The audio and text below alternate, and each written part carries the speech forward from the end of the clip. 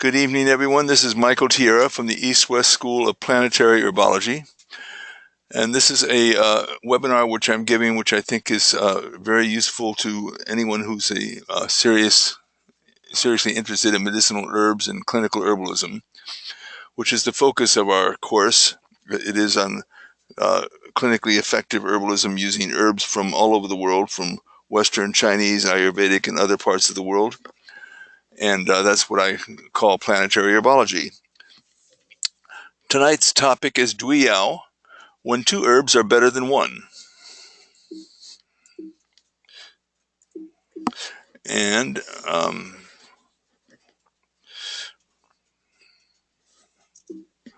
going to progress. Dui Yao literally means two herbs, and it's a modular system for altering and constructing TCM formulas. It is best described in the book Dui Yao by Philip Sionyu, published by Blue Poppy Press, 1997. It is a method of prescribing and adding herbs in pairs based on their properties and relationship to each other. It's such an effective system for creating an individualized treatment for patients that some TCM doctors create entire formulas based on Dui Yao modules. Tonight, I'm going to mention some of the Chinese Dui Yaos, but if you're really interested in Chinese herbs, you might want to pick up that book. I'll show it later on at the end of the webinar. But I'm going to talk about Dui Yao in terms of other herbs from the West and other parts of the world, as they can be, as the principle can be applied.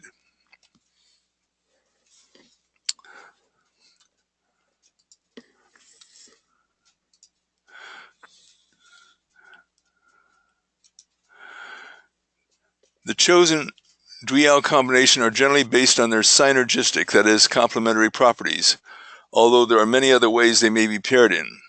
Patients exhibit uniquely diverse patterns of disharmony, so that too often they go beyond a single classical formula or any single approach to treatment for a specific symptom.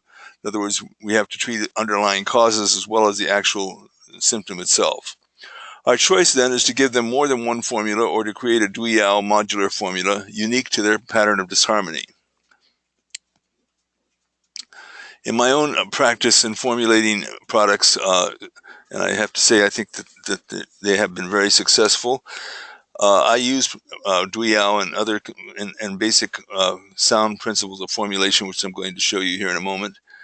And so that some herbs actually oppose others because their purpose is to control some of the properties of other herbs to not be so prominent and bring out the properties that we want to have on the herbs, and also to direct them to specific sites of the body so that they're more concentrated and more effective in those areas.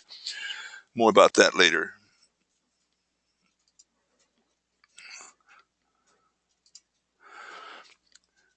So this is the Dui Yao is based on universal classical principles of formulation. These are those classical principles. This is something that is universal in every system of herbal medicine. Ayurveda has somewhat different terms for using it, but nevertheless it's there.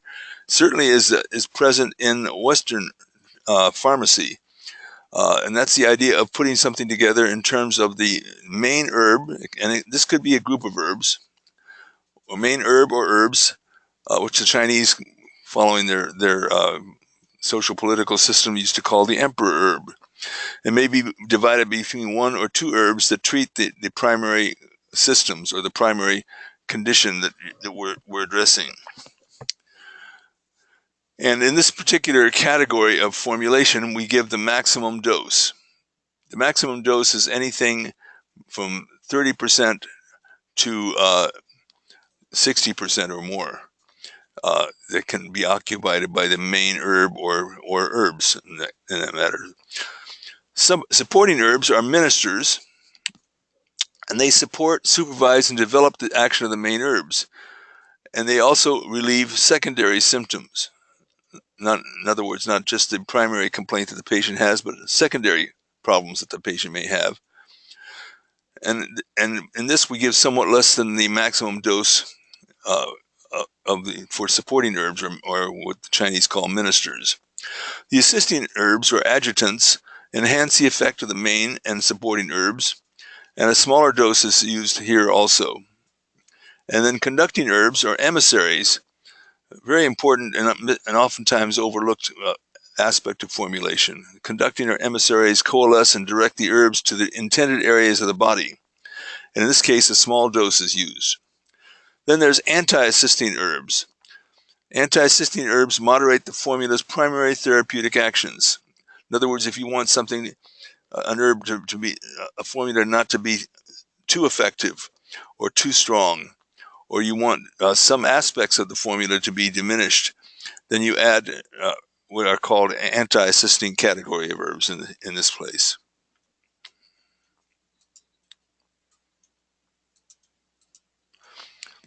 So some basic Dui Yao Western herbal combinations are, for instance, and many people who have studied herbs know about these. Marshmallow root, called Althea officinalis, being added to a diuretic formula because many times if we give a diuretic formula, they may be lithotriptic or lithotropic, meaning that they help in passing or dissolving stones. And when these stones are stimulated by giving diuretics, sometimes they cause irritation as they're being passed, and we don't always know it until it's actually in progress. And so marshmallow root, which is a demulcent that soothes the pathway and smooths the pathway for these stones to pass, is added. This is also added when we're trying to treat gallstones. So any stones in the body, we might add a small amount of marshmallow root. What would this be? This would be like an anti-assisting herb. Burdock and dandelion root tea. This is a classic Western herb Dui Yao alterative combination. Many of you may know what an alterative is, but for those who don't, an alterative is something that alters the blood chemistry of the body so that the body returns to normal. That's one of the basic descriptions in the old text. It's actually got a very vague kind of definition. I consider alteratives generally as heat clearing, anti-inflammatory in nature. But anyway, dandelion root and burdock root. If you learn any two herbs in this whole Dui Yao combination presentation, learn that one. Many times my students get caught up and absorbed into the Chinese model of practicing Chinese herbal medicine, or they might be gravitating more towards practicing Ayurvedic herbs because we teach all these things together. But I tell them we're planetary herbalists, and you should also always consider or add at least some Western herbs to these combinations.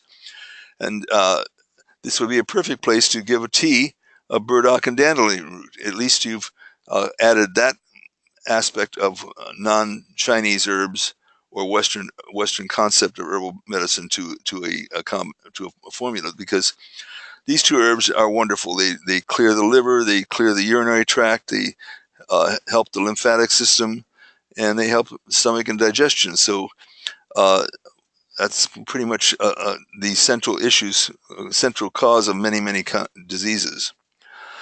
And I was doing that for many years, building alterative formulas around burdock and dandelion root.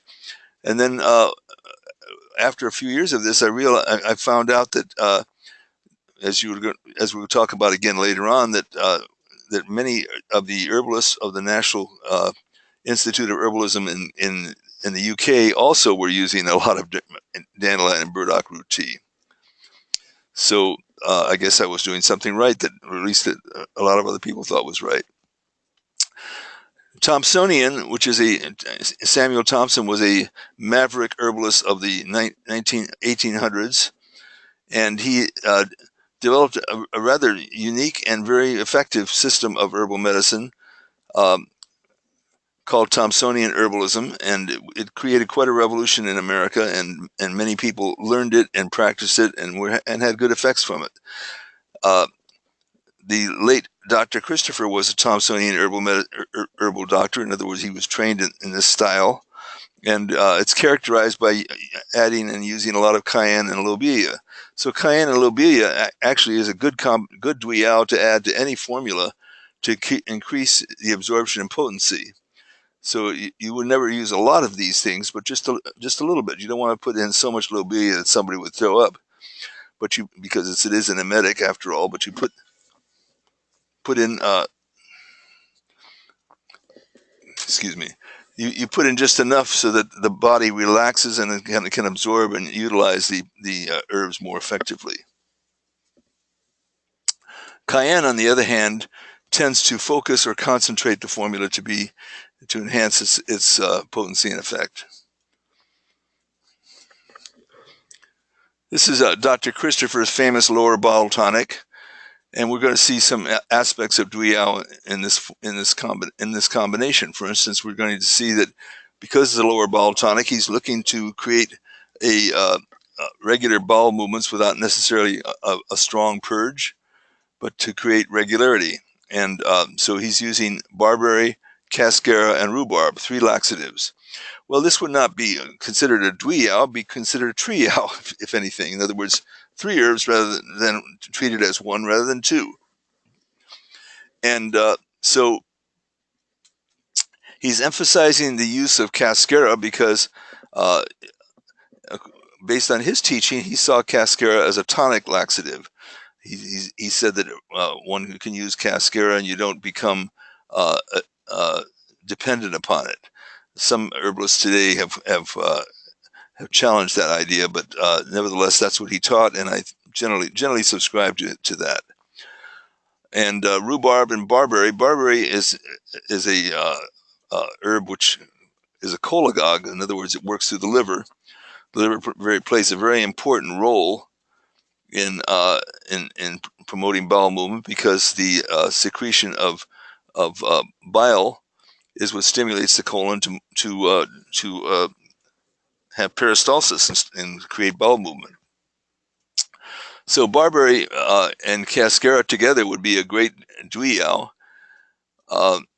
Rhubarb root adds another aspect because it's also a laxative, but it has blood moving, which is not something that we recognize in either of the 2 previous laxative herbs. As a matter of fact, rhubarb is used very much in Chinese medicine, not only as a laxative, but as something to treat injuries externally for wounds and traumas and so forth, because it promotes blood circulation.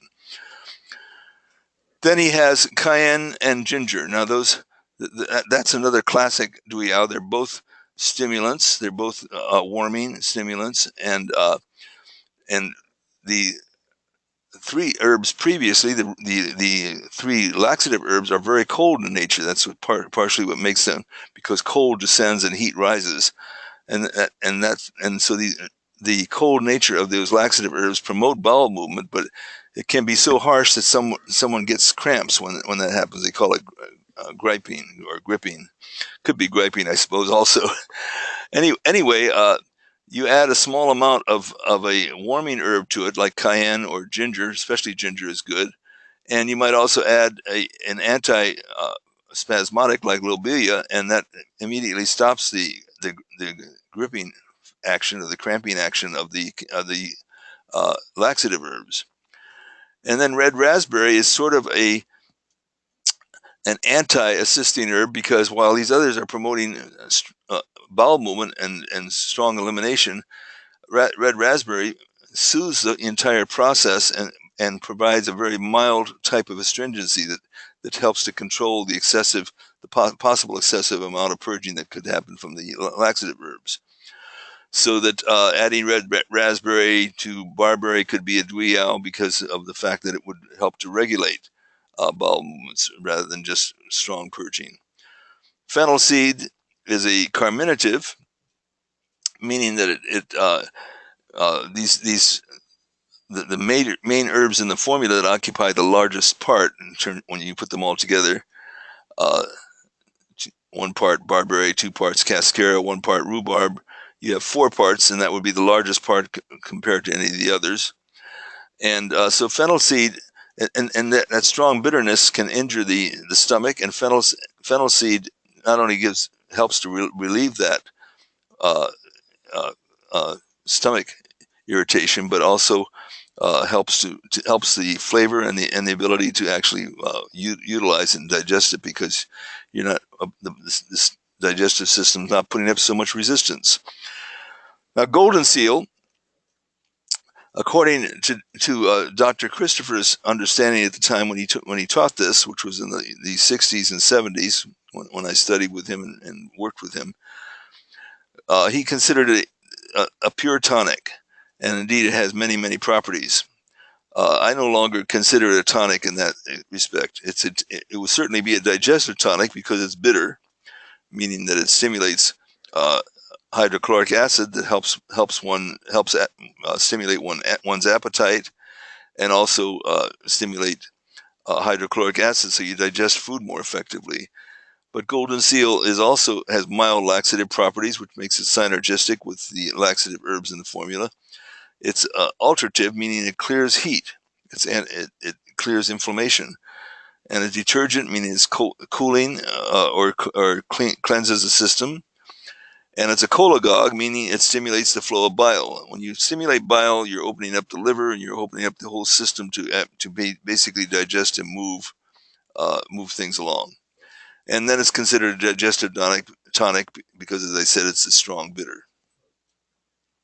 This herb has complementary Dui Yao with the 3 cold laxative herbs, but it also kills harmful intestinal bacteria and aids in the assimilation of food. So you see some of the inner workings of how a classic Western formula like Dr. Christopher's lower bowel tonic is put together. Let's take a moment and see if you have any questions or comments. See if we're all on the right track here. I don't see any hands raised. You all know how to do that, right? We're doing pretty good. We got almost 100 people here tonight attending this webinar, so good for you all. And let's see if... Okay, I think we're good. We're going to continue now. So here's how one might create a formula based on Dui Yao principles of formulation. So there's the position, which is the percentage in the formula, the symptom that it's addressing of the herb or combination of herbs that is addressing, and then the Dui Yao, which is the pair that's addressing that condition. In this case, we're positing the notion here that 2 herbs is better than 1. Lots of reasons for that. There are sometimes when a condition is relatively simple that 1 herb is better than 2. But when conditions are more complex, and somebody's going to have to take an herb for a long period of time, it's better to use more herbs than it is to use only 1 for a long period of time because this is where oftentimes people get in trouble and we start seeing adverse reactions because the body builds up a resistance to that herb. Either it's no longer working as it did initially, or some adverse reaction might be happening that might have been accumulative. Each herb contains hundreds or thousands of biochemical constituents. And so if you have 2 herbs that basically tonify qi, which is what we're looking for, tonifying energy, and we're treating the major symptom being low energy here, we might put together ginseng and astragalus. Ginseng, in this case, the preferred one would probably be Chinese ginseng. It's more warming, and astragalus is also more warming. And so ginseng and astragalus together is basically addressing the issue of low energy. The herb that's commonly used as a substitute for ginseng, if you don't have it, or because it's too expensive, or a person doesn't need such an expensive herb, is an herb called Codonopsis. Dongshen is the Chinese name. Codonopsis probably come up later on in the webinar. So whatever amount of ginseng you might want to put into a formula. If you're using Codonopsis, you try to put in double that amount, sometimes even triple, to equal the effect of 1 part of ginseng. So the amount of those 2 herbs would accommodate 30% or more of the formula, depending on the symptom that is being addressed and how severe it is. A supporting herb would be 15 to 20% of the formula. So in this case, somebody has constipation. Now, in one case we're trying to build something, we're trying to build qi. In the other case, we're trying to eliminate something, which is in this case is going to be promoting bowel movement. So if you had equal amounts of both, you'd probably be neutralizing the effects of both. But if you had a smaller amount of rhubarb and mirabilitum, which is the glabrous salts, it lubricates the lining of the intestines, and so that's more smooth to pass stool.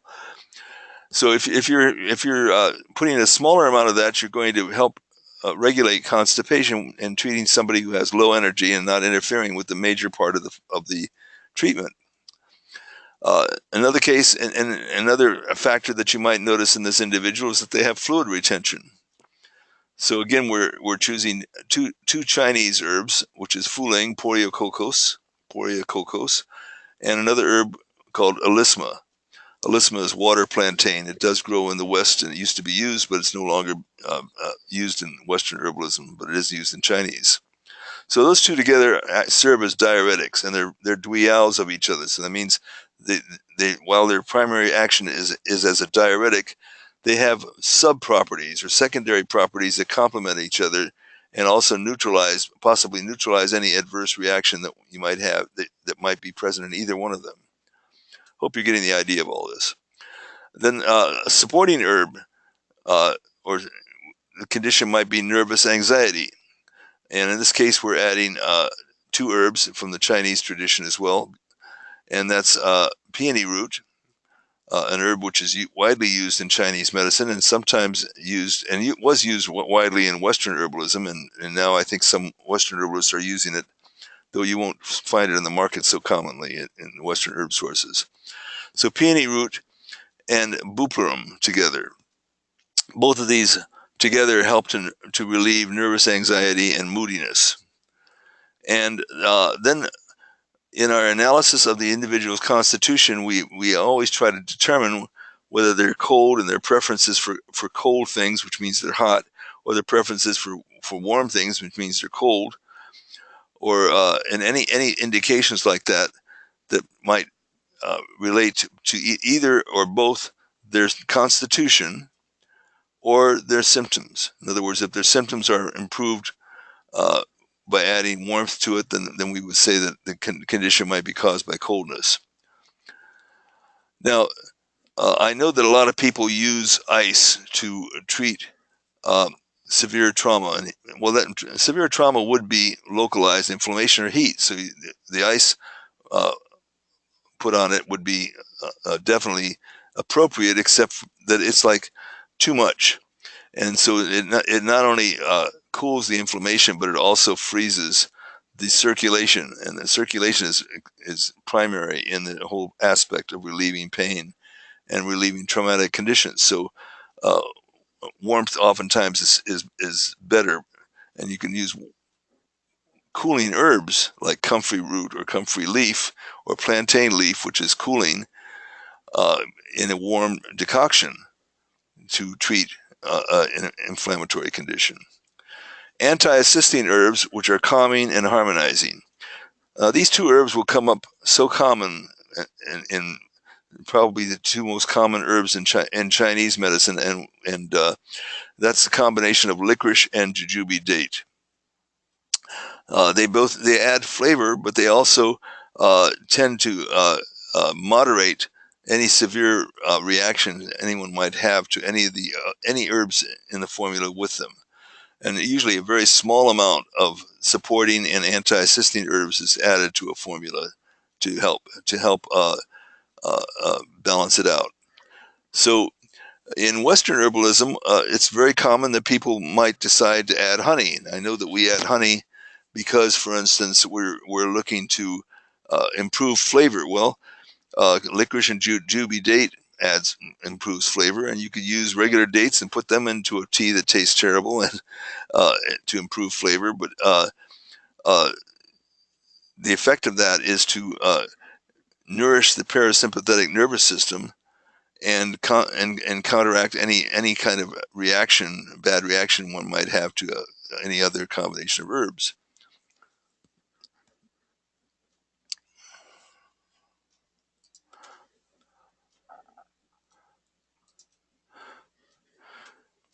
Here's another example of creating a formula based on Dui Yao principles of formulation. To use the same Dui Yao principle in creating a Western formula, take the example of a woman with irregular and painful menstruation. One moment.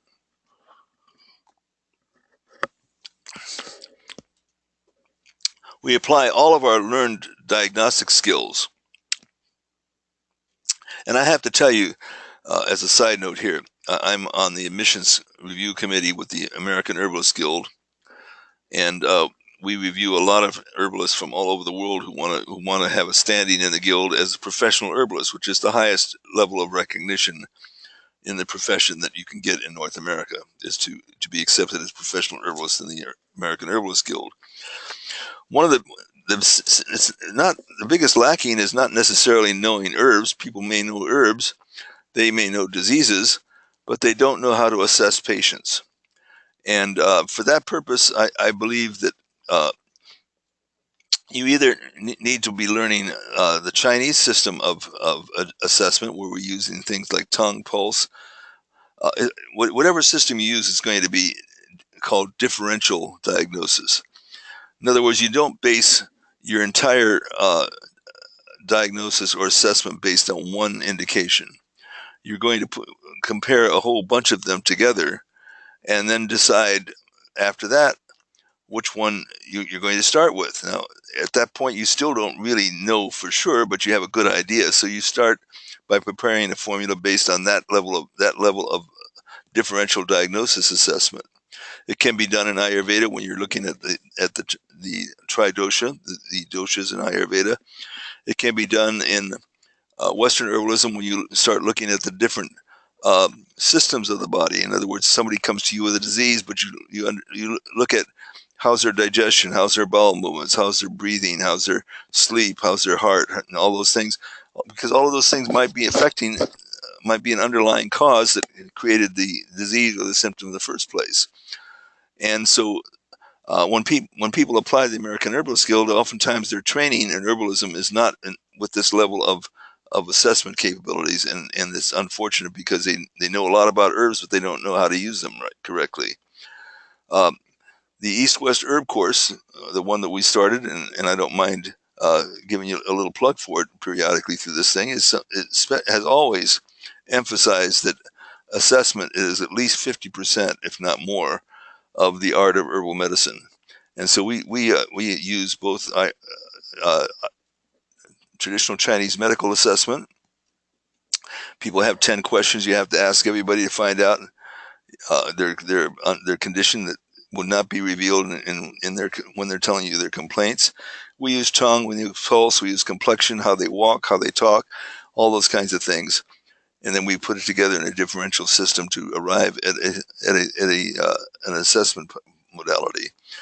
Or we might also integrate tridosha. In other words, if a person is their disease is kapha, pitta, or vata. If you don't know that, that's all right for now. But Ayurveda is based on these three humors, much like traditional Western herbalism in the past used to be based on the four humors. So in this formula, we're treating irregular menstruation, and we're adding as Dui Yao 2 herbs, cramp bark and vitex. You all know those. And then, so that would be a main herb, and it's going to occupy 35% of the formula. Then we're going to treat blood deficiency, and we're saying that blood deficiency and irregular menstruation is about equal in this individual. In other words, it's not just that their blood tested comes out to be anemia, but that they're extremely pale, timid, and shy, and slow speaking, and withdrawn. The pale complexion is really important, and a pale looking tongue is important, and a feeling of coldness, along with irregular menstruation. So it means we have to treat both conditions together.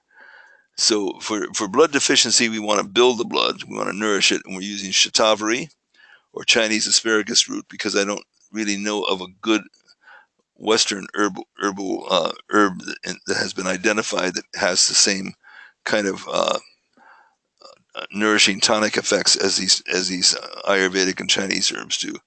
And Solomon seal root can also be used. That's actually a Western herb that can be used for nourishing blood.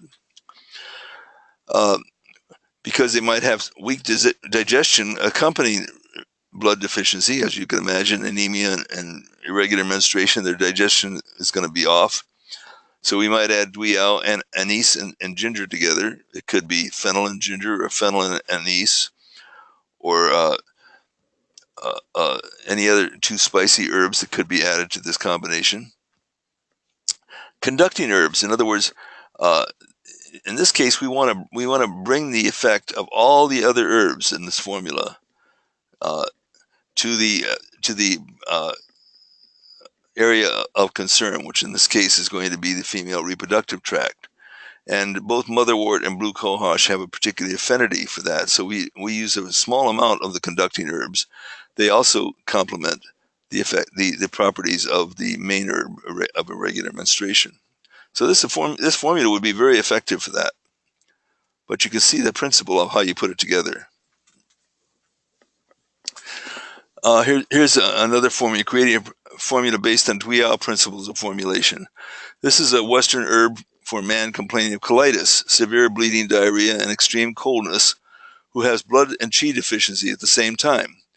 Now, the issue here is that you could be treating somebody with colitis and severe bleeding and coldness and so forth, and you could try to find, like you would a Western drug or pharmaceutical, you try to find an herb or even two herbs that might treat that.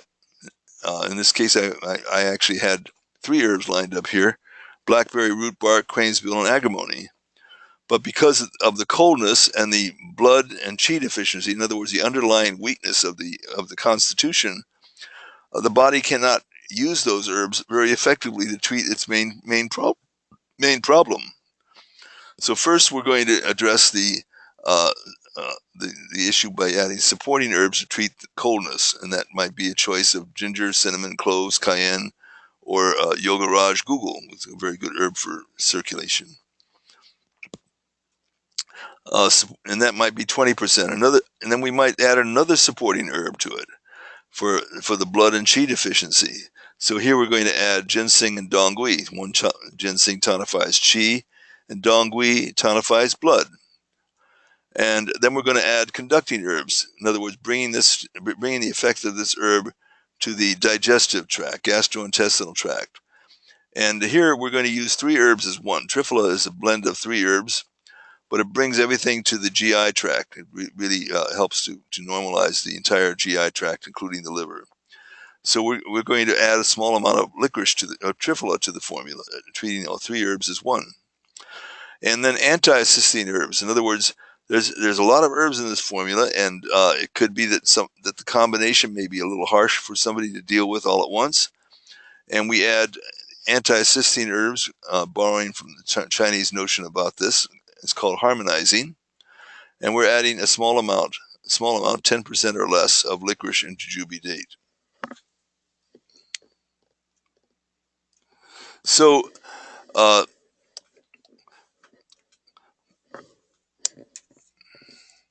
now if you went to the store and you found a formula like this for colitis, well, it might be effective for some people's colitis, but maybe not for others, because maybe this individual has colitis without coldness, or maybe they have colitis without blood and qi deficiency. In which case, maybe you're supporting or tonifying something that might be part of the cause of the problem. So, or you looked at a product on the store or formulation, and you saw all these herbs, and you just could not imagine why all these herbs would be in a formula. Let's count them: 1, 2, 3. Blackberry, cranesbill, agrimony. 4, 5, 6, 7, 8. I'm assuming we're going to put all of those herbs under the supporting herbs for coldness. We're going to put all those together, but only occupying 20% of the formula. Or you can just choose a Dui Yao amongst those. So at least use 2 or more. And then we're going to add, so we have 8. How many herbs? 1, 2, 3, 4, 5, 6, 7, 8 herbs total. Now we're going to add 2 more: ginseng and dongui. That's 10 herbs total. Then we're going to add 3 with the triphala, that 13 herbs total, and then we're going to add 2 more for anti-cysteine. That's 15 herbs in the formula. And you looked at that, at the combination of these, and you scratch your head and you're saying, what does this formula do? What does it mean? It must be crazy. Well, that was some herbalist applying sound principles of formulation to create a formula that would be greater, a more effective formula than any one herb, or for that matter, any herb that any drug that one might be used to treat a very complex problem called colitis.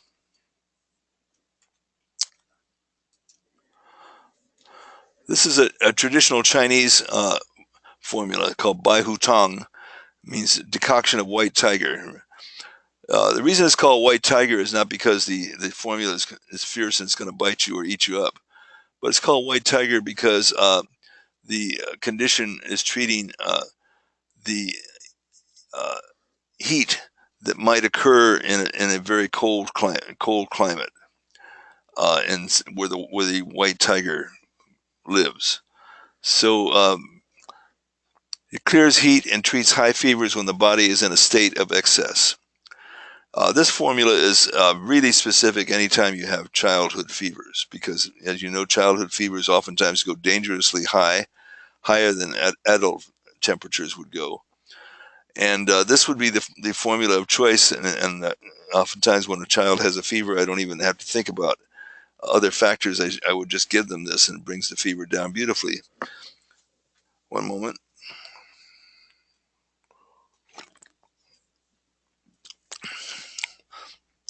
As I'm doing this, to keep my voice clear, I'm sipping apple cider vinegar and honey and water, in warm water. So it's a great combination. So the formula is headed up by the herb called gypsum. In Chinese, it's called shigao. Now, I could say this is a Chinese herb, but if you have a plaster wall, you should note that probably gypsum is what creates the plaster in the wall. So it's a very common mineral that grows all over the world, and it's used widely. But it's uniquely used in the Asian countries because of its cold nature. It's probably one of the coldest things that you can give anybody, and it also has a very strong descending. In other words, it's heavy. So if you're talking about something that's guiding and bringing things, and you want to bring something down, you're going to add a mineral, and you want it to be cold, you could add gypsum to it. And but gypsum being so cold, and it can be strongly alterative, clearing, and that's one of the reasons why, for instance, honey fried licorice is added. That's licorice that's warmer than raw licorice, which is more of a neutral quality. But if you take licorice and you process it by putting the licorice into a wok and just stirring some honey and stirring it around until it absorbs all the honey, then you have a honey fried licorice called zhiganzao. Zhi means processed licorice, and it has more warming and chi tonic properties. So it counteracts the colder nature of the two previous herbs, which are in this case Dui Yao with each other. Gypsum and anemarina are both cold and sweet. The rice is also harmonizing because basically it creates uh, a nutritional basis. It's like so that you can actually utilize gypsum, which is virtually indigestible, without getting stomach upset from it. So this is a very, very great formula, and it's one that you don't have to be Chinese to appreciate its benefit. I'm sure you'll see it in many cases, and you might think, as many Western herbalists do, that all you have to do with every fever you see is sweat somebody. Well, some people are if you sweat them, it just makes them hotter, and you can weaken them more, and you may not get the fever going. Matter of fact, it might go the other way, because when they get weaker, the fever gets out of control. So you're using the right balance in terms of bringing the fever down, like Bai Hu Tong, it's worth knowing this and knowing when to use it. I'm sure you're going to encounter fevers this winter. So these are the principles for creating a Dui Yao.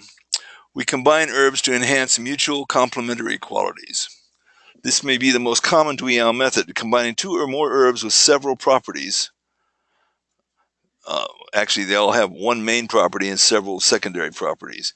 The advantage is that there are more secondary biochemical constituents and properties in play, creating a synergistic effect that enhance the intended purpose. It also lessens, as I previously mentioned, the possibility of adverse reactions to a single herb.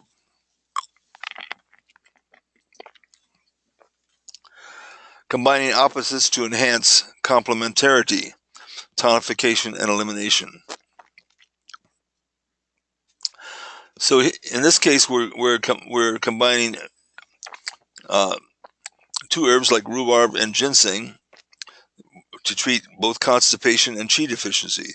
These are things that are directly opposite each other in terms of how one might usually think to treat them. Weak digestion we might caused by qi deficiency, dampness, and sluggish bowels. We might combine xisha, which is green citrus peel. If you are inclined to be purchasing and using organic tangerine peel,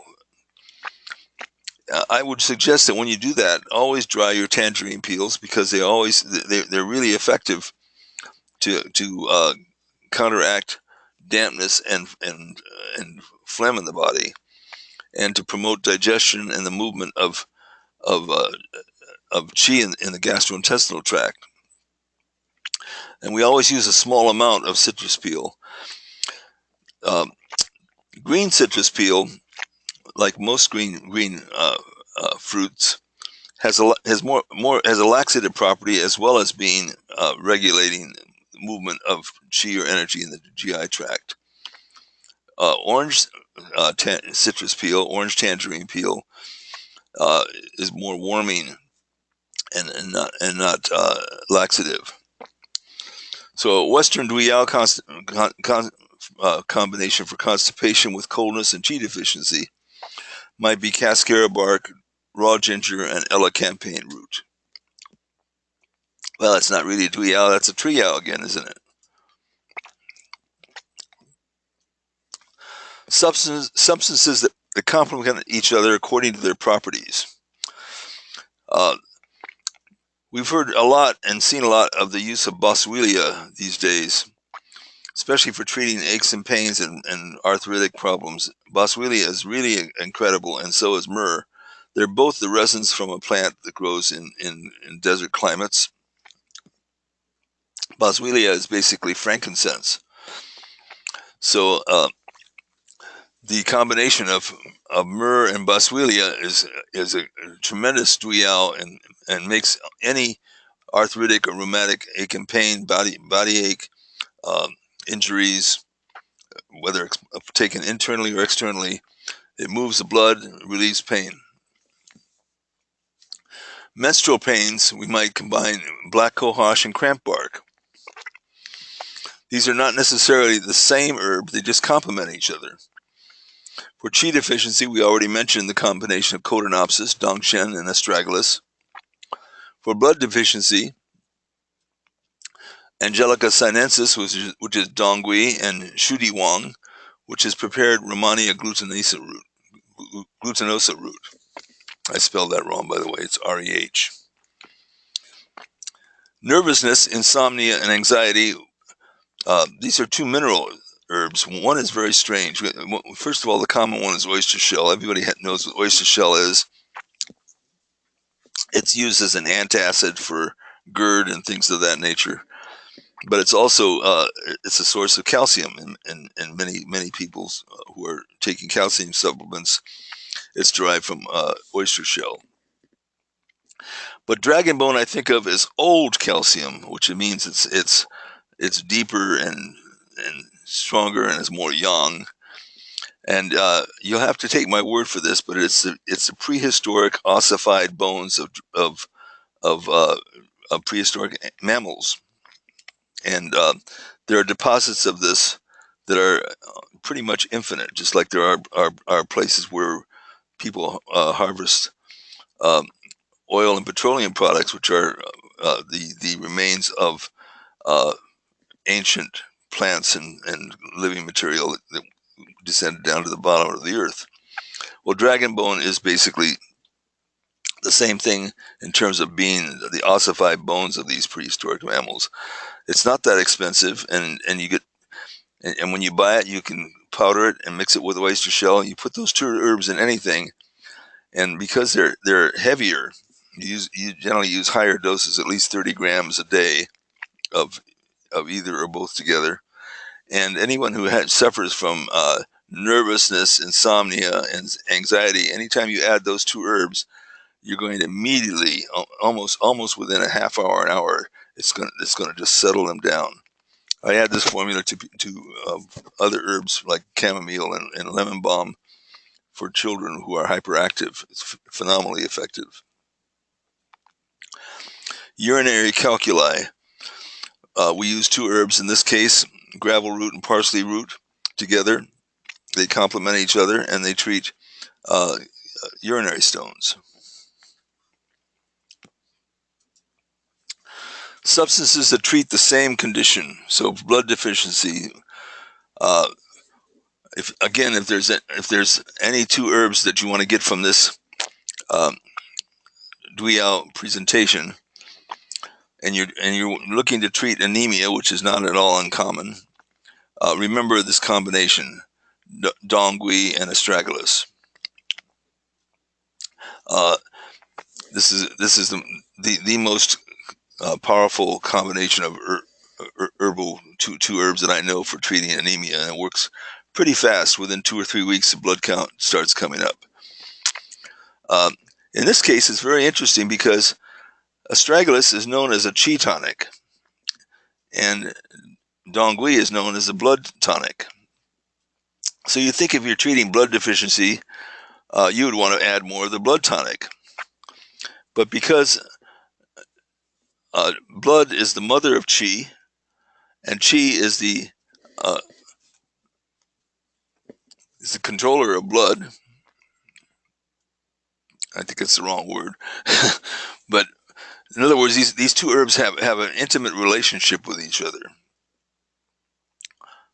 and so we would use like 30 grams of astragalus, get the energy up, and you use maybe 10 grams of dongui per day, and because these herbs taste pretty good, you can put them in chicken soup or bone broth, and that would be a day's dose. And again, doing that every day, your blood, the blood will be built very effectively in counteracting anemia and blood deficiency. So the Angelica is serving two functions here. Not only does it treat blood deficiency and moves the blood, but it also acts as a guiding herb. In other words, it guides the astragalus to the problem, which is the blood. So it's in this sense, it's a directing herb as well.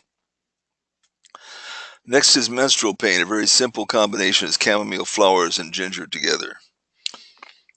It's for a simple type of menstrual pain, not a complex one. Insomnia, we all know about putting skullcap and valerian together. There's anxiety, albizia bark, one of the most powerful herbs I know for regulating the mental state, emotions, and the spirit. Albizia. It's the flowers and bark of the mimosa tree. Albizia, or it's called Hei Huan Pi, which means the bark, or Hei Huan Hua. Hua means flowers. And put it together with kava, and which has a much more immediate settling effect against anxiety. So you have one that really treats the deeper underlying problems associated with serotonin uptake inhibitors and things like that. But you have kava that works immediately to settle anxiety, and so you have a great Dui Yao with putting these two herbs together. And depression. So St. John's wort is known to treat the nervous system generally, and Albizia bark and our flowers together is a great combination there. In this case, 2 herbs are better than 1. Digestive bitters, you can take any 2 of the following: gentian, centauri, or golden seal, because they're all very bitter, and they stimulate hydrochloric acid. Rheumatic complaints: birch bark, meadowsweet, poplar bark, or willow bark. So what do all these herbs that I just mentioned in this list have in common? They all have salicylic acid, or the component that is commonly recognized as the active principle of aspirin. And if you put this together, all these herbs together, birch, meadowsweet, poplar, willow bark, together with wintergreen, which also has salicylic acid, rather than just using only one herb that somebody might react to and have a bad reaction, you put all those together in equal parts and treat them as one. You have like an herb that is incredibly effective for just about every headache you can imagine. And it's something that I created myself. I'm very proud of that combination. It should be obvious to anyone, but I don't think anybody did it before me. So headaches, analgesic. You can use a combination of meadowsweet and willow bark. In other words, you can use any 2 of the above mentioned herbs. Combining opposites to enhance the complementary aspect. Medicinal substances of different natures and even opposite functions can be combined to produce effects that can be obtained by using substances of the same type. Why, for instance, using cold and hot natured or dry and moist together don't conflict? Because they affect different parts or functions of the body. So you can put hot and cold herbs together, and you can put dry and moist herbs together, and either you put them because the part of the body that they treat is separate from each other, or you put them together because they're controlling each other to a certain extent. So it's not too dry, or it's not too moist, it's not too cold, it's not too hot. There's our description of the formula called Dongui Bourgeois Tang for anemia that I just waxed eloquently about before, the combination of Huang Qi, astragalus, and Dongui together.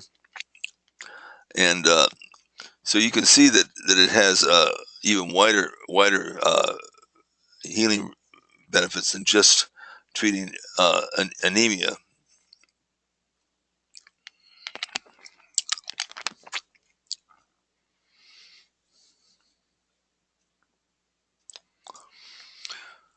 Combining opposites to enhance complementarity, treating the root and branch together. This is another mistake that many people who don't learn proper assessment methodologies, as we teach in the East-West Herb course, make. And I see that all the time when I have to review their applications to the AHG. I've been doing it for 25 years now. They don't understand the concept of root and branch. You understand the concept very well if for instance, you have a tree which has been overgrown and it's really taken over, and you'd like to get rid of the tree, but you can't get to the root until you trim the branches away. So, and the branches become the complaining symptoms that the person might have. The root is the underlying cause.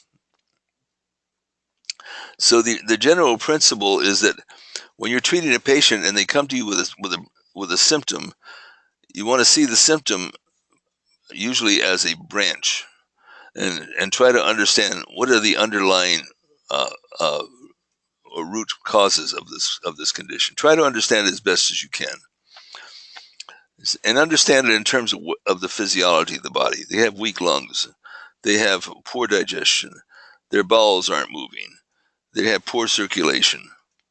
Those would be underlying root conditions, not just simply they have some emotional problem that happened back when they're five years old There's not much you can do about that except maybe giving them albizia or something of that nature.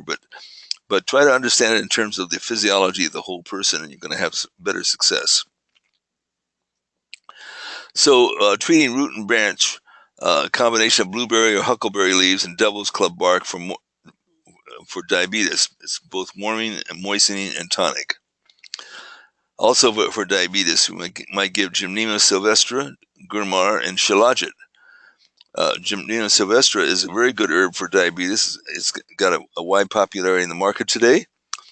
But shilajit is deeper acting. It's considered the king of all tonics in Ayurveda. It's basically a mineral. It's like a petroleum in a sense. It's a natural exudate that comes from rocks that are found high in the mountains of Russia and the Himalayas. And I understand you can find this exudate even in the Rocky Mountains of North America, but neither the Indians nor the settlers ever saw any use for it. But it's considered precious in Ayurvedic medicine, considered the king of all tonics. Inflammation, back and joint pains. So you would use turmeric, called haldi in Ayurvedic medicine, which is pungent, bitter, astringent, and warm, and ashwagandha, which is bitter, astringent, sweet, and heating, which is a tonic. Now, if you put these both together, then you will have a better effect than if you only gave one of those herbs separately for the condition. Infections, a combination of echinacea and a half part of American ginseng. I only had one person whose infections never yielded to my giving them regular doses every day of echinacea to resolve the infection. Regular means like every 2 hours, a dropper or 2 droppers full of echinacea, usually over the course of 3 days. And this individual had an infection, and it was very interesting. They came to me one week, and I gave them just echinacea as I normally would give for infections, and it usually works really great. But in this case, it didn't work, and I decided because his root problem was that he was really weak and deficient. And so I added to the echinacea a half part of American ginseng, and that gave strength to the body to be able to utilize the effect of the echinacea on the whole system. And the next week, his infection was cured. Infections. Google clears all infections and inflammations, and Tinospora cordifolia. You probably don't know this herb, and there's a few Ayurvedic herbs that I think everyone should know and adapt as part of a planetary herbology practice. In other words, I don't believe that every herb, that every disease and every symptom that we have might be found in only one area or only one locale, or even for that matter in only one continent. You might find an herb that works for everything, but not as strong as certain ones that maybe grows in only one place on the top of a high mountain in only one part of the world. And you can't ignore that fact, because that is going to be true. And it is true of many things.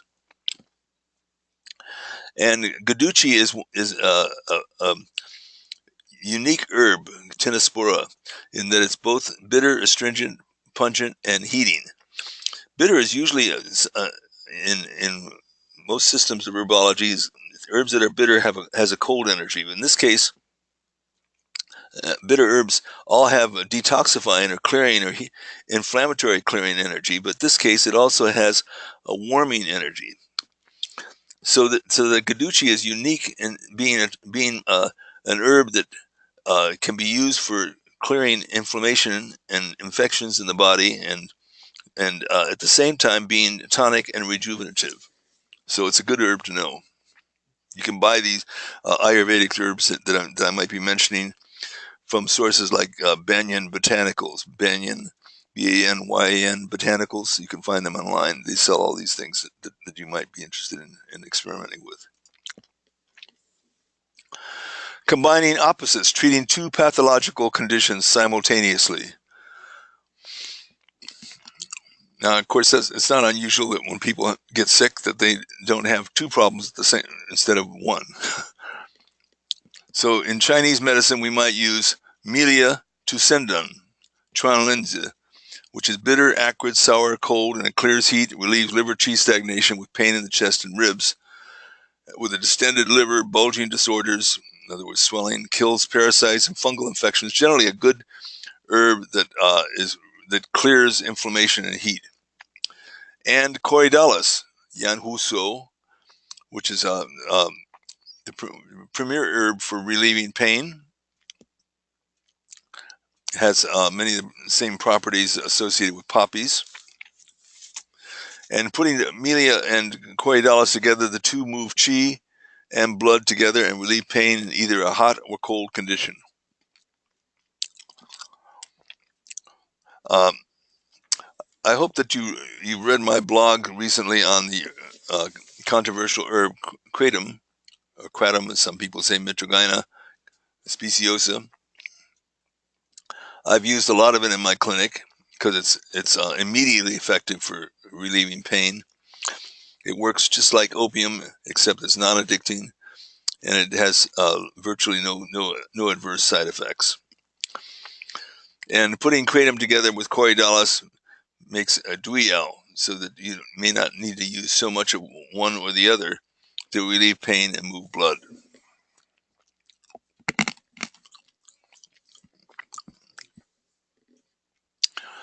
Combining opposites to harmonize the exterior and the internal. So, Bupleurum falcatum, chai hu, is a Chinese herb that's bitter, acrid, astringent, cool to neutral. Goes to the liver and gallbladder and the pericardium and the triple warmer, which is called the sanjiao, means the entire body. It spreads the liver qi and it removes stagnation. That's the important concept of Bupleurum. Unlike other herbs that are anti-inflammatory, is that Bupleurum regulates qi. And what does it mean to regulate qi? It means to regulate one's moods and emotions, because the liver is responsible for regulating the emotions that are generated as a result of hormonal involvement. Stress hormones, for instance, causing people to have PTSD because they're still in the liver. The liver hasn't cleared those hormones. So when you're giving herbs like Bupleurum that move qi and so forth, then you're addressing a deeper level of relieving some of these emotional mood swings that people are prone to have. And then you put it together with Scutellaria, Chinese Scutellaria huangqin, which is bitter, cold, clears heat and dampness, and detoxifies and calms liver yang, which means excessive heat, excessive anger, high blood pressure. And together they harmonize both the external part of the body, which would be the moods and so forth, and the internal. The meaning of this is to allow conditions such as emotions and held-in toxins that are locked inside, causing unrest and toxicity, to be released. It's associated with the liver, which is responsible for regulating liver qi. Combining opposites, harmonize the exterior and the interior.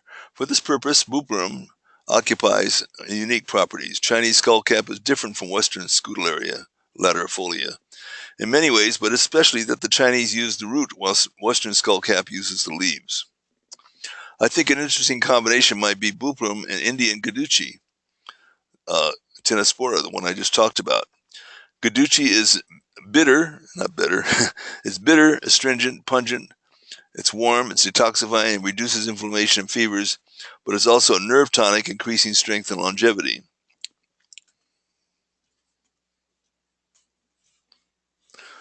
Let's see how we're doing here.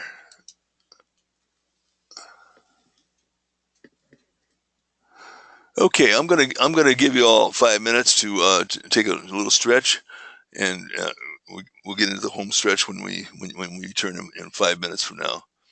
I don't want to keep it going too long, so just 5 minutes, and then I'm going to start up again.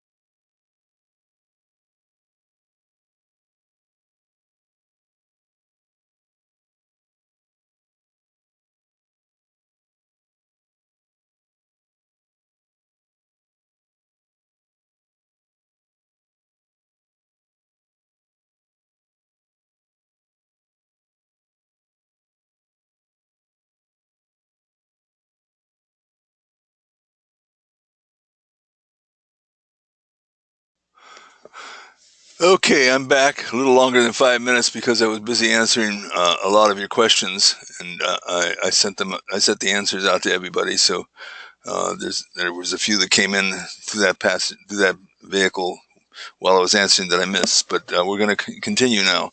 So combining opposites to reinforce an action. Changzhu, which is Tractylotus, is acrid, bitter, aromatic, warm, strongly drains dampness, especially affecting the spleen, digestion. Treats anorexia, diarrhea, fatigue, nausea, symptoms that are accompanied with a thick, greasy tongue, wind, cold, dampness in the lower warmer, that means the pelvic area, vaginal discharge, swollen and sore joints. This is black atractylotus is the white name, is the common name of it. There's another atractylotus which is called white atractylotus, and it is a great digestive tonic. It's also a chi tonic, and it also gets rid of dampness. And the root is used, and so it has somewhat opposite properties of its black counterpart. They even look a little look a little similar. The roots are used, but black atractylotus is going to be more draining and clearing of damp heat. In other words, infections in the lower part of the body. White atractylotus would do just exactly the opposite. It might even aggravate such symptoms. So, but you put black atractylotus and huangbai, which is philodendron, not the philodendron you have in your house, but there's a tree called a philodendron tree. Um, it's a remarkable tree in that it has uh, hydrastis. What's the other property associated with a golden seal? Anyway, it has the same chemistry as coptis and golden seal, but it's in the bark of a tree. So as you would well imagine, it clears inflammation and heat, just like these other herbs do, coptis and golden seal. It's bitter and it's cold and it drains damp heat. What is damp heat? Well, if you have itchy parts below, that's damp heat. If you have discharge, that's damp heat. If you have pussy infections, that's damp heat. So uh, both of these herbs together treat damp heat beautifully.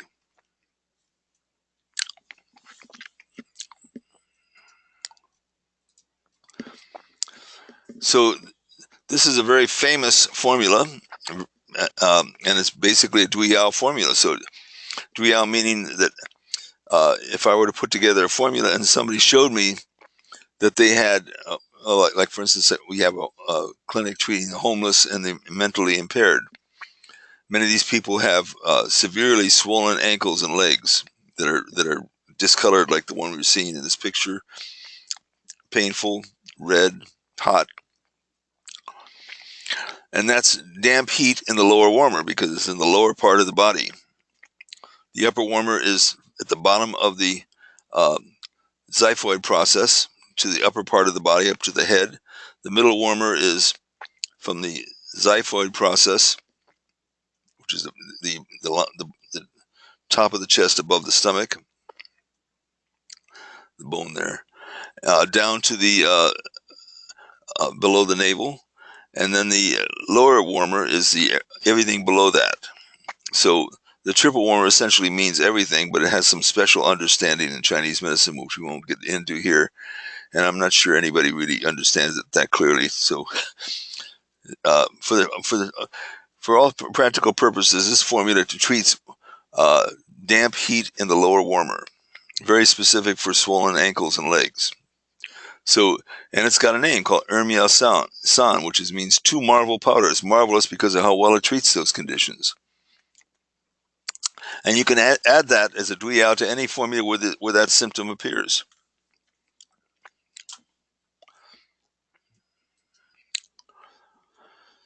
Combining opposites to reinforce an action. Ermiao San. So Let's see, what did I mean when I put this together? Oh, this is a partial list of what that formula that I just mentioned, San treats. It's quite long, and that's why it's called marvelous formula. Arthritis, gonococcal arthritis, urinary tract infection, low back pain, vaginitis, vulvitis, cerviculitis, tinea pedis, which is skin fungus, rheumatoid arthritis. I'm skipping around here. Fungal infections, vaginal discharge, herpes. Uh, Very common problems that formula can be used to treat very effectively and can be added to any formula to treat underlying symptoms. Other examples of combining opposites. The examples using non-Chinese herbs might be prickly ash and Oregon grape root or barberry root, which would be a great Dui Yao for arthritic conditions. Uh, Prickly ash being a warming circulatory herb and also anti-inflammatory. And barberry or Oregon grape is cooling and anti-inflammatory. So the two reinforce each other with one helping circulation. Another example might be devil's claw from South Africa, which is a great herb for treating arthritic conditions, very famous for that purpose, combined with ginger root, which also is warming and treats arthritic conditions. Combining substances in order to protect. Some medicinal substances that we mentioned earlier are hard on the stomach, like gypsum was. This can include very cold-natured things such as minerals, strong bitter herbs, and purgatives. In traditional Chinese medicine, this might also include minerals such as magnetite, sisha, magnetic iron ore. Sisha is acrid, salty, and cold. It anchors the yang and calms the heart. It nourishes the kidneys. Notice anchoring the yang means it's going to bring the yang energy down and brightens the eyes. It's also used for tinnitus and for unsettled spirit. So because sisha, magnetite, it's a natural herb that actually has it's an iron that's found in natural deposits that has a natural magnetism, magnetic qualities. Anyway, it's a mineral. It's going to be heavy and hard on the stomach, so we add another famous herb called shenchu, masa fermentada. This is a number of fermented herbs that are pressed together into a cake, and the combination is called. Sometimes the Chinese call it Chinese yogurt. So you got a clue here. Hey, you can put yogurt and you can put sauerkraut and fermented foods together with any of these herbs that are hard to digest to help their assimilation. Chinese use shenchu, which is a number, maybe I think of about 12 herbs that are just fermented and pressed together into a cake. It's very effective and wonderful for all digestive complaints.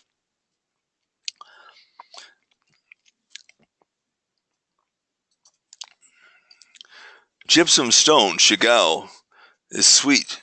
Gingmi, which is rice, is used for stomach heat and high fevers. So we saw this combination in the white tiger combination earlier, the Baihu Tong for lowering fevers. Most tonic herbs, especially the heavy demulcent ones, increase dampness. In other words, if you're taking an herb, what's a good heavy herb? Well, Romania obviously is one that we don't use in Western herbalism so much. I'm trying to think of something comparable in Western herbalism. I can't offhand. But Romania is definitely really heavy and it's dense. And I suppose if you use a lot of marshmallow root it would have kind of a cloying effect in the GI tract. Adding a citrus peel or green citrus peel, if you want a mild laxative effect with it, helps to protect against the dampening effect of other herbs. Harmonizing means to make a formula more palatable. I don't, when and again, most herb schools do not teach this because you're not going to get it from Western herbalists. They don't necessarily talk about this, and they put out all these formulas that are just sometimes not very good tasting, and they just expect you to take it because it's an herb.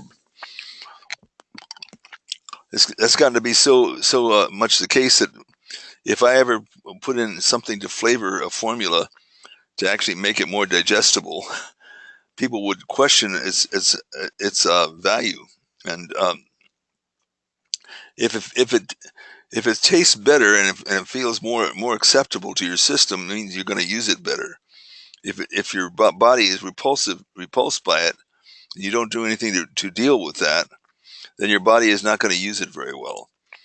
So in Chinese medicine, licorice, uh, which is cortisone sparing, either gansao, which is raw licorice, or honey treated licorice that we talked about earlier, called zhigansao, or jujube date is used, or honey can be used, or here the dirty word comes up: sugar. Sugar has a use in herbal medicine. You can use uh, uh, uh, raw sugar, which I think is the best to use rather than refined sugar, and you're going to get all the natural minerals with it.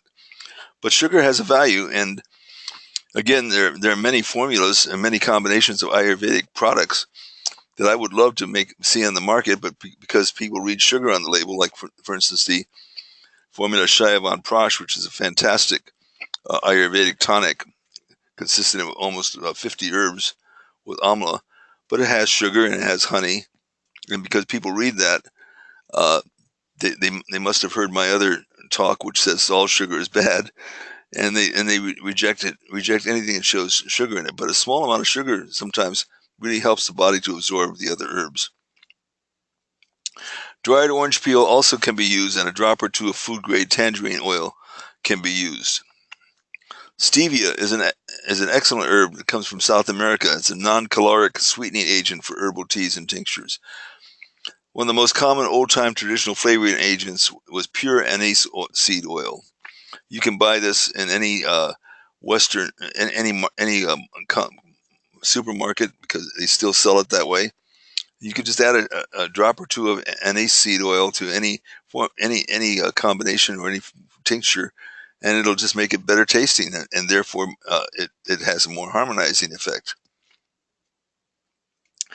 One of my favorite combinations is the combination of food grade tangerine oil and stevia together. You don't need too much of either one of them, stevia extract and tangerine oil, and it tends to really take most of nasty tasting liquid combinations and give them a pleasant flavor.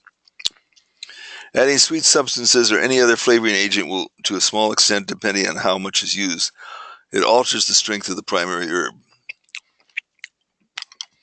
In other words,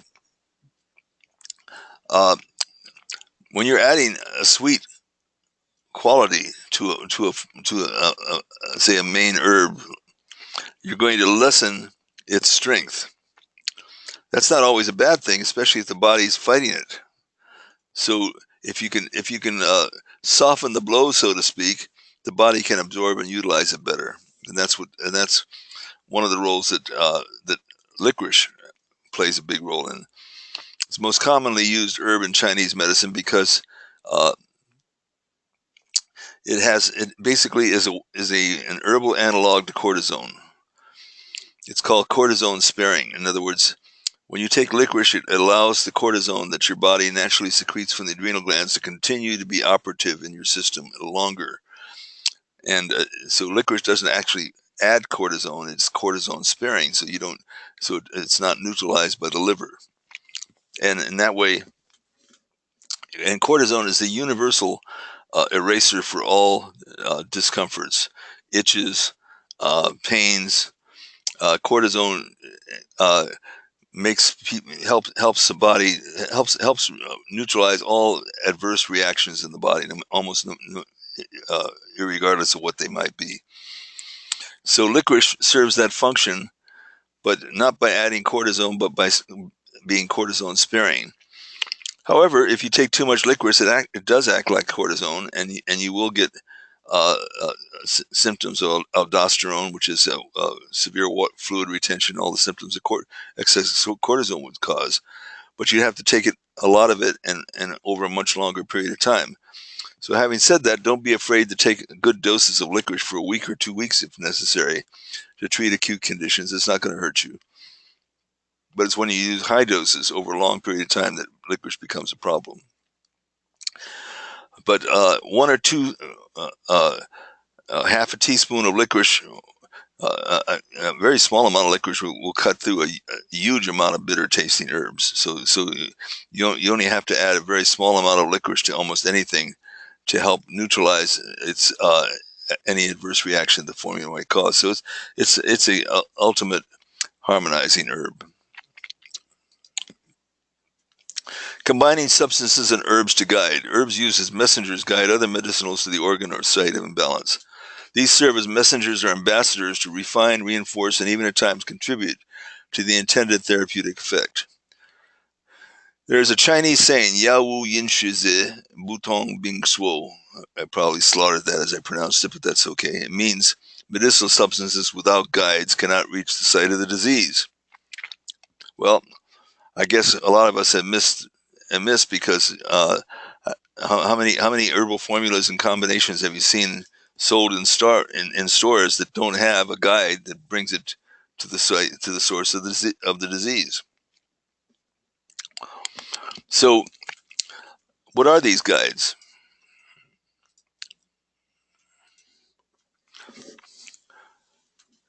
Combining substances and herbs to guide herbs with an upward or downward direction. Many herbs have properties. They go up, they go down, they go in, and they go out. Those are some, and then some herbs will go to a specific organ. Like, for instance, we identify hawthorn as going specifically to the heart, cascara as going specifically to the lower bowel, and maybe parsley going specifically to the kidneys or urinary tract. So you want to use a small amount of an herb to act as a guide to bring the other herbs to that area, so that their effect on the condition in that particular part of the body will be more concentrated. So in general, herbs that are light in weight and have an aromatic, spicy flavor or acrid flavors, warm digestive energy, diaphoretic, meaning sweating properties, have ascending, in other words, they rise up.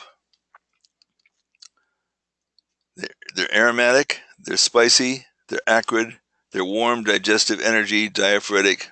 They generally have ascending properties. Not in all cases, but in most cases. A very small amount of the strongest of these can be added to a formula to direct its energy upwards. Herbs that are dense and heavy in weight with a bitter, salty flavor, they're downward purging, you can imagine what all those are, diuretic, and minerals all have a descending energy, and a small amount can be added to a formula to direct its chi, or energy, downwards. It's not always easy to determine herbs that I don't know from the Chinese system to extrapolate that to other parts of the herbs from other parts of the world. I'll do my best, but let's start with the Chinese ones. Guiding upwards. This is a little known use of black cohosh. Chinese black cohosh in a very small amount is added to a formula to bring the action of the herbs up to the head.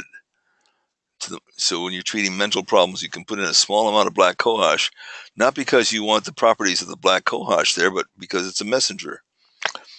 Buplum also brings herbs upwards. Astragalus, which we know as a chi tonic, also has an upward action. But then jigeng, which is platycodon, a very beautiful and common garden flower that people buy. It's a cultivar that you can grow in your garden. The roots actually look like ginseng. Anyway, it's very specific for the lungs. So it would be a guiding herb to the lungs, but it also raises the chi, or the energy, upwards. So it's good for treating respiratory problems. Gegeng, Pueria, and then mint. Mint is added in a small amount, sometimes in the last minute in a formula, to bring the chi upwards. So when you're treating mental problems or you're trying to calm the mind, and you're using skull cap and valerian and so forth, you can add like a small amount of mint just to steep it to bring the energy up into the head. Guiding the chi downwards. Zishud, green tangerine peel, because it has laxative properties. Pinelia, bansha. Pinelia is grown in gardens around the world. You can buy it and grow it in your own garden. Don't use it that way. It has to be processed. It has to be processed in a certain way. It's usually cooked in ginger juice to neutralize its toxicity. So I would recommend, until we actually know specifically how to neutralize the toxicity of pinelia, to buy Chinese pinelia. Why would I say to do that? Because I don't know of any single herb anywhere else in the world that's more specific for phlegm, than for dissolving phlegm, than pinelia is. So there. And rhubarb and cascara guide herbs downwards. Minerals such as magnesium sulfate, talcum powder. Talcum is used is also a mineral, and it's powdered. And I don't recommend you're using the stuff that you would buy for baby powder, but you can actually just get talcum, which is a rock, and powder it. And because it's a rock, it goes downwards, and it has the same but stronger properties than marshmallow root for lubricating irritating substances in the body. Bitter herbs also tend to descend. They go downwards because they're usually cold in nature. So adding a small amount of coptis or golden seal or andrographis, the king of all bitters, andrographis is. If you think you want to have the ultimate challenge to see if you can handle bitterness, try tasting andrographis. Fantastic herb for clearing inflammation, bacteria, funguses, and viruses. The number one herb for colds and virus infections, andrographis. Herbs that guide to specific areas. Shengma, which is semisifuga, Chinese black skull cap, in small amounts guide herbs for the stomach and bowels as well as upward to the head and face. Platycodon guide medicinals specifically to the lungs and chest, as we mentioned. It also raises the energy from the lower burner, the pelvic area, to the middle burner. So it means if you have prolapse. Acryanthus bidentate and Chuanyuchi Cyathale move blood to the lower part of the body. It's used for upper body bleeding, oral ulcers, bloody nose, spitting of blood, toothache, and sore throat. However, they also guide the action of other medicinals to treat the lower part of the body, including diseases below the knees. Acryanthus is very specifically, it's called oxynese sometimes, because it's very specific for treating the knees. It moves blood to treat knee problems. Ambassador herbs that guide to specific areas. So buperum, in small amounts, guides the action of other herbs to the liver and gallbladder and the costal region. It also guides medicinals upwards to the head and face. Gualo, trichosanthus peel, guides the action of other medicinals to the chest. Chinese gentian, Qinjiao, guides the action of other medicinals to the spine and lumbar area. But you never considered that gentian could be used for spine inflammation of the spine. Well, in Chinese medicine, Chinese gentian macrophyllae is used for that purpose. Changhuang, which is turmeric, Curcuma longa, guides the action of the medicinals to the upper extremities and shoulders. Again, it never occurred to you that maybe turmeric would have a specific anti-inflammatory effect on the neck and shoulders. Wujuyu, Fructus evodia rudicarpe, guides the action of other herbs, medicinals to the liver. In low dosage, it will clear liver fire, which is hypertension, acid vomiting, and headaches.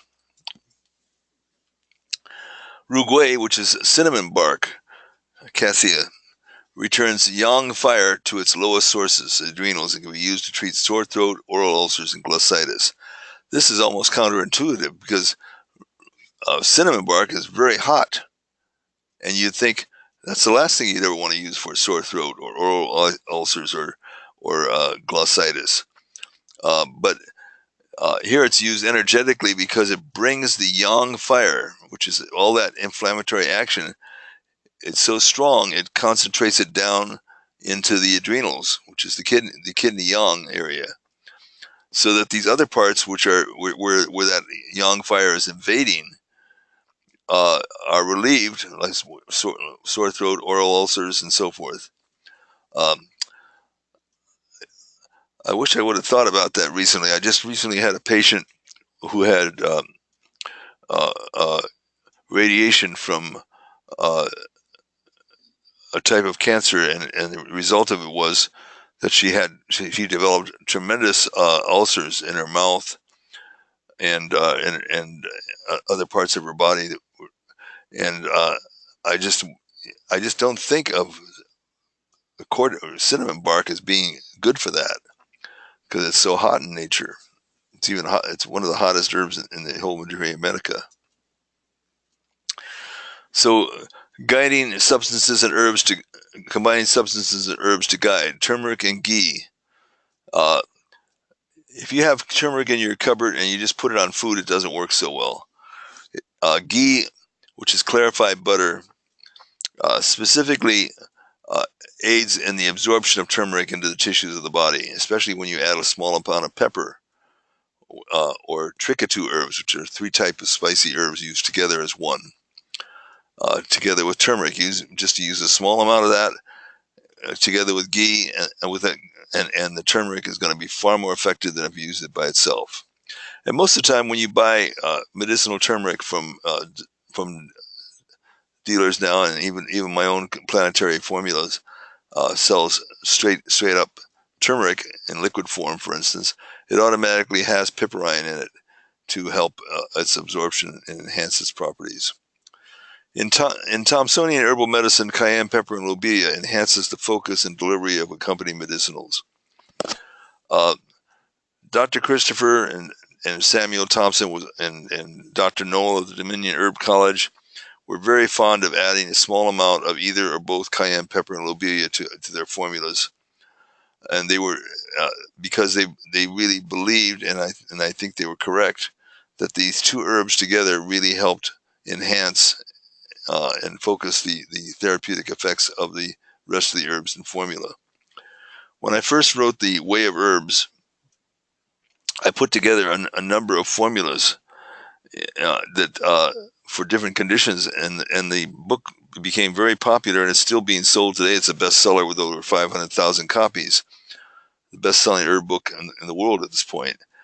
And part of it is that because the formulas in the book work so well, and it's because I always balance them by adding by using these principles of like adding some spicy and antispasmodic herbs, a small amount of the formula makes whatever herb you combine it with 10 times, 15 times more effective. Herbs with a very strong effect on a particular organ system, such as a small amount of buckthorn, which is a purgative, can be used in very small amounts. Not so much that it would cause purgation, but to direct the formula downwards. After centuries of experience, traditional Chinese medicine has assigned specific up, down, inward, or outward directions to herbs and formulas. Especially the upward and downward actions are important.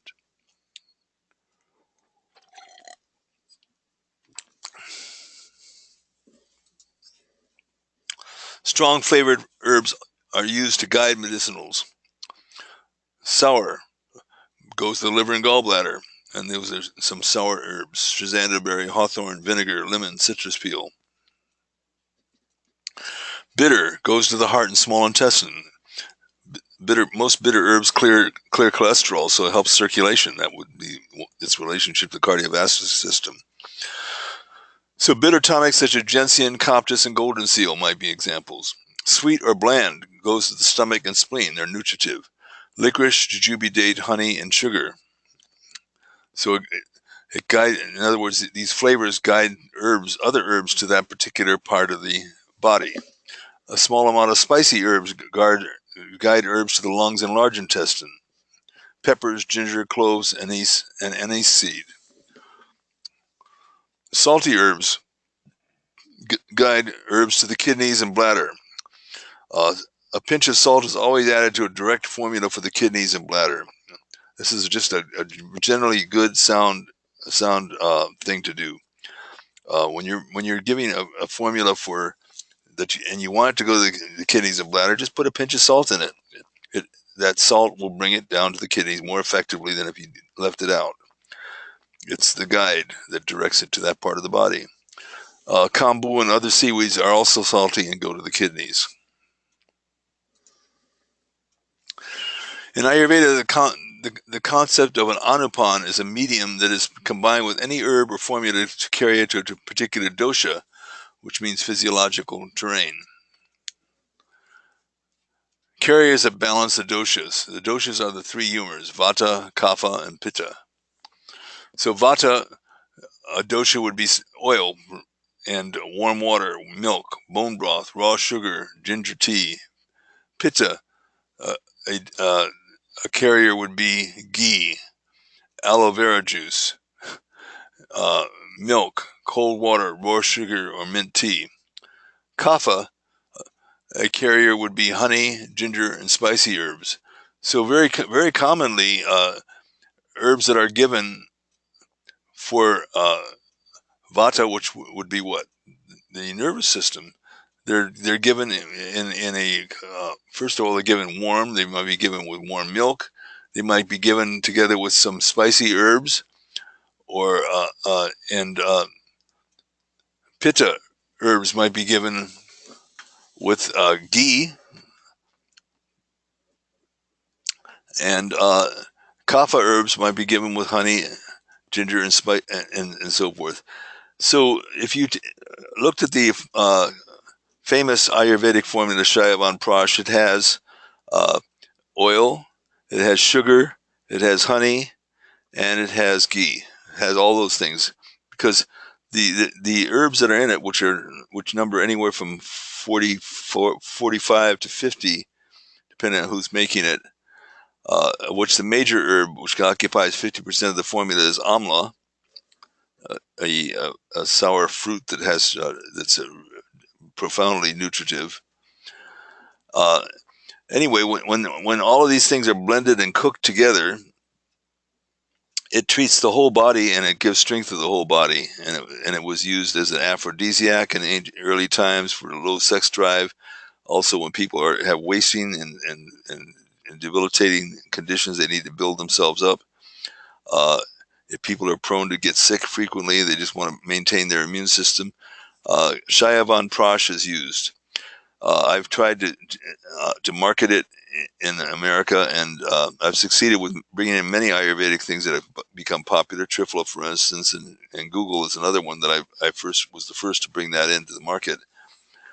And but whenever I tried to bring Shayavan Prash to market, nobody would buy it because they saw sugar on it, and couldn't make it without sugar because it has to be made in India. It can't be made here very easily, and it's rather labor intensive.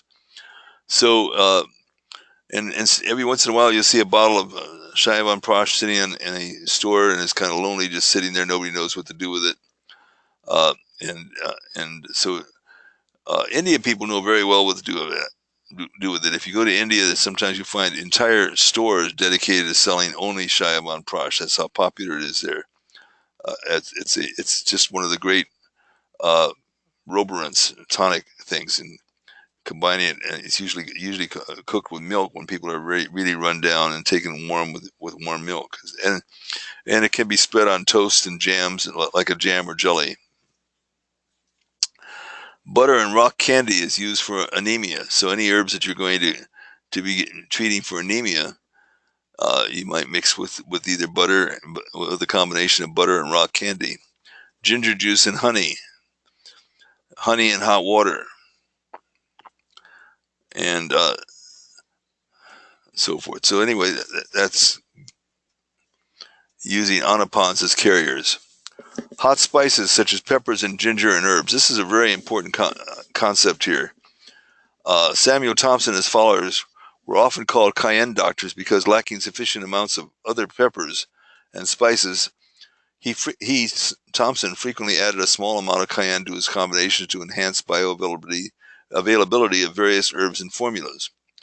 Recent research has found that the piperine in black pepper and long pepper inhibits human P glycoprotein and cytochrome P450 enzymes. In other words, inhibiting means it blocks these things, which are in the liver, and both these proteins contribute to a major extent to first-pass elimination of many drugs. First pass meaning the drugs get into the liver and get into the blood, then they pass to the liver, and when the liver sees them, it tries to neutralize them, because after all, uh, the liver knows very well what pharmaceuticals are good for you and what aren't, what herbs are good for you and what are unfamiliar. So when it finds an unfamiliar thing, it uses these enzymes, cytochrome P450 and glycoprotein, to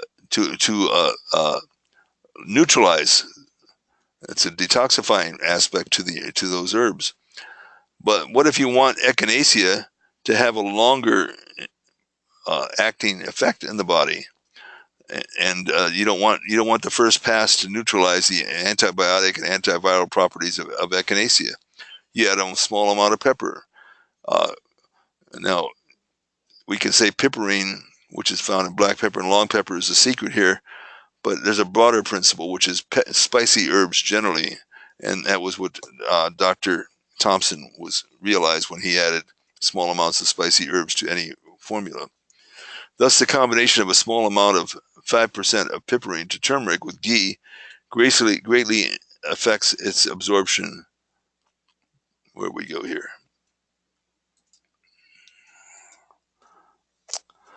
So one of the most popular herbal Dui Yaos is dandelion and burdock. We started off saying that, and when I first put this webinar together, which is a few weeks ago, I really enjoyed drinking that drink right there. I don't recommend it. It does have a lot of sugar, probably. I don't know if it does or not. I haven't checked, but it isn't. Originally, that was a naturally fermented dandelion and burdock that was sold in England, and it took that lead because most of the herbalists were prescribing dandelion and burdock tea to almost all of their patients. It's a good combination.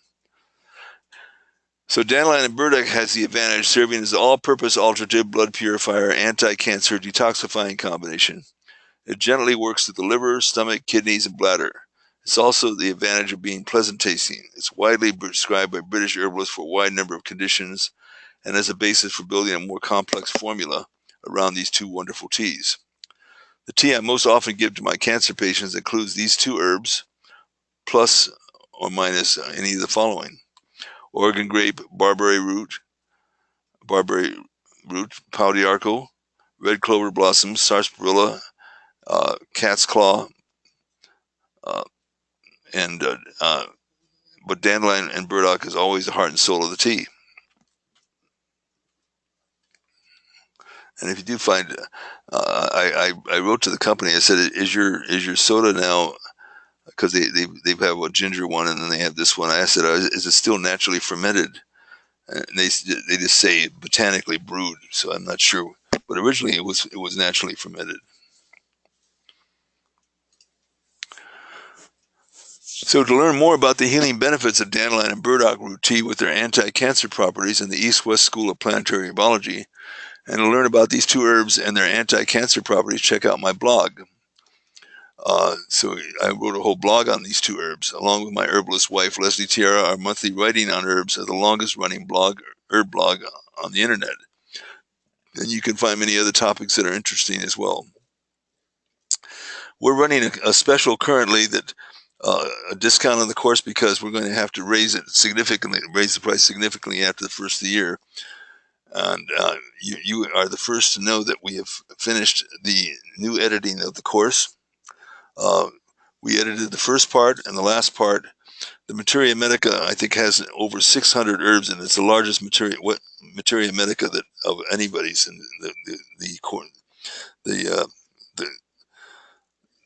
the books that we give out were written by myself and my wife Leslie are definitive, and I'm extremely proud of them. And we just finished a 9-year project revising them. So the price for the course will go up after the first of the year, and so I advise you, if you're at all interested in studying with me and learning more about the energetics of herbs and planetary herbology, to sign up ASAP and learn and go to our site and learn more about it. So these are the current books that are available on Dui Yao. And as I mentioned, the emphasis in these 2 books is Chinese herbs, and I try to slant mine more to a more universal concept. And there's a collection of the herbs that my wife and I both have written over our career.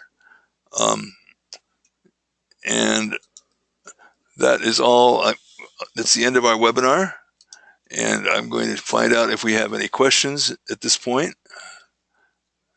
Any comments? Yuli Holoko. Can I speak more about Kratom? Well, I can't, because that's going to be a whole webinar that I'm going to be giving on November 11th. I think Kratom is arguably one of the greatest herbs on the planet. And if you want to learn more about it, look on my website, look at my blog, the second or third one before the most recent. And I've written a 2-part long blog on Kratom. And